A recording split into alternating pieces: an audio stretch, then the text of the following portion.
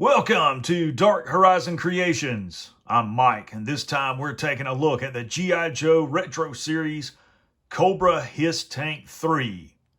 Now, if you hadn't already, please follow, like, and subscribe to my social media accounts on Facebook, Instagram, and YouTube. Don't forget to hit that bell icon so you get a notification of when I post new content. Guys, I have to tell you, I am excited to have this vehicle in hand. I am a huge fan of G.I. Joe. It is my favorite franchise of all time. I grew up with the original G.I. Joe cartoons and comics. Grew up playing with the toys. Grew up playing G.I. Joe outside. Drawing G.I. Joe while sitting in class at school. My nickname was G.I. Joe.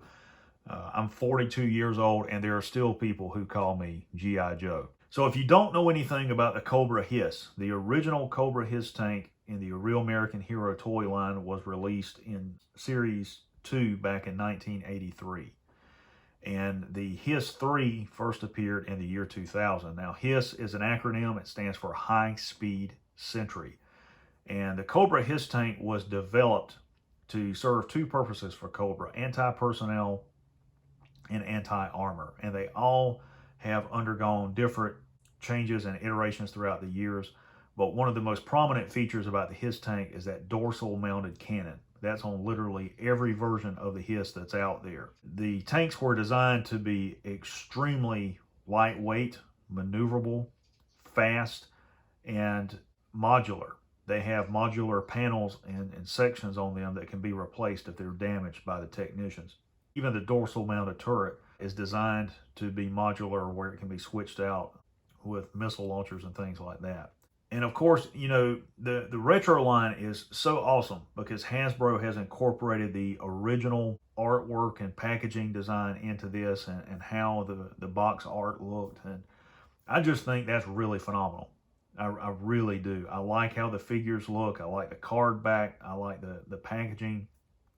And I think this is a really great way to honor G.I. Joe and how it got its start and why it's so popular. So on the back of the packaging, you have your obligatory product shots, and that's a 1:1 scale shot there of the action figure and the vehicle. But most awesome about this is the file card. So I'll bring this up close so you guys can see it. And the figure's call sign is Rip It. His file name is Booth Fred T. the Third. His driver, primary specialty, heavy equipment operator, birthplace, Fall River, Massachusetts. And that's something that was kind of rare back in the day with COBRA figures. You didn't always get that much information on a character. And you can see here, rather than giving a complete bio, they give a condensed one. Mean and fearless, doesn't begin to describe Rip It. This guy knows only one thing: destroy or be destroyed. And you have it in 4 different languages, not just English. So that's a definite change from the original American Hero toy line. And you can see the G.I. Joe logo there. So what we are going to do now is we are going to open this up. This is something that I usually don't do, but because of how awesome this is,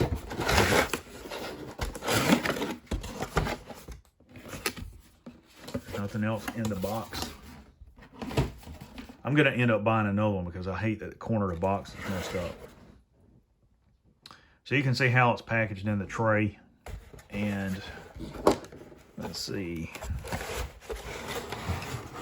Everything is tied down with these straps.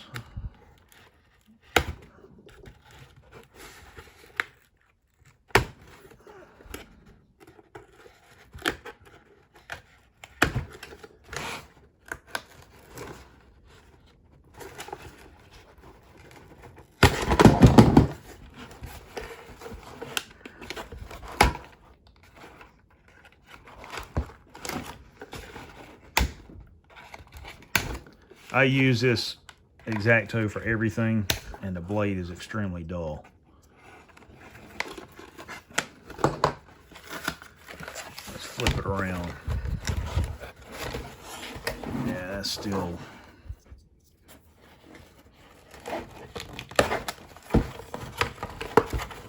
There we go, there's the turret.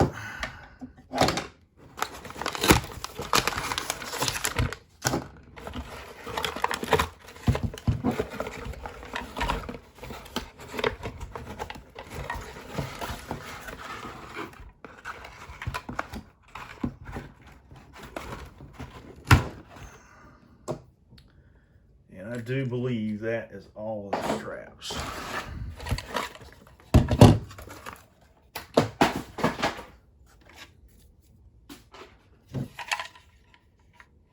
So there's the treads, and I'm really surprised to see that they've weathered these. That's something you did not see back in the 80s. There's the body of the tank. And it's going to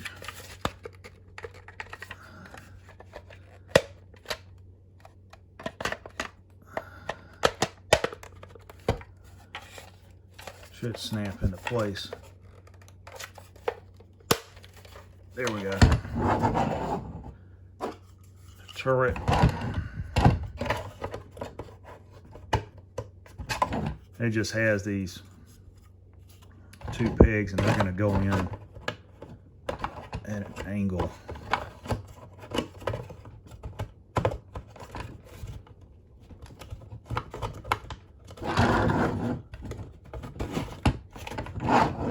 So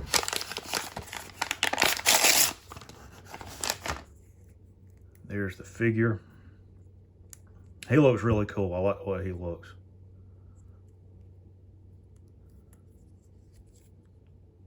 I like his chest armor. I like that. He's got a plate carrier. That's cool. Forward and lateral movement of the arm. Elbow rotation. Wrist swivel. Forward and lateral movement there. Double jointed knee. I think he's got thigh rotation. His foot will pivot, swivel. Head, of course, will swivel.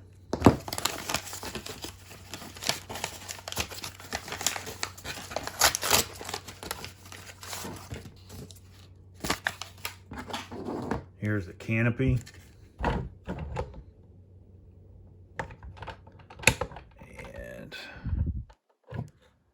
yeah, I don't think they've made this any different than the way it used to be.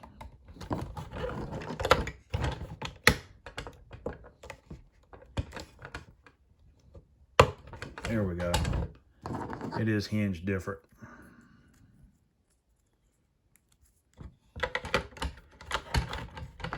Figure would just sit in there like that.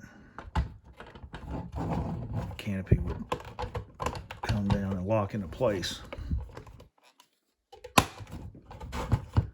Swivel around. There's a nice display base for the soldier. I like that they included this. I wish the classified series had these. Let me angle the camera down so you guys can see. And this is just something miniaturized instructions showing you how to assemble it and where the decals go. And there's your decal sheet. And one thing this is missing is the blueprint sheet. All the way around, this is a really, really nice looking vehicle. And I will end up weathering it, maybe painting the panel lines, if nothing else, before I apply the decals. But this is really cool. I like this. This is my first retro collection toy.